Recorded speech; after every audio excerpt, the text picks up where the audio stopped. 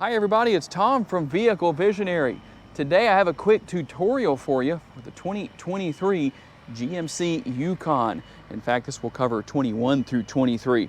If you come to the rear tailgate area and you want to use the hands-free function, if your Yukon is so equipped, and the rear door doesn't open, or you push the button on the remote and the rear door doesn't open, and then you push the button on the rear door itself and the power function doesn't work. Now you can manually open this rear door, but if the power feature isn't working, let me show you what you likely need to do. We're going to come here to the interior and we're going to look here on the upper console for this control.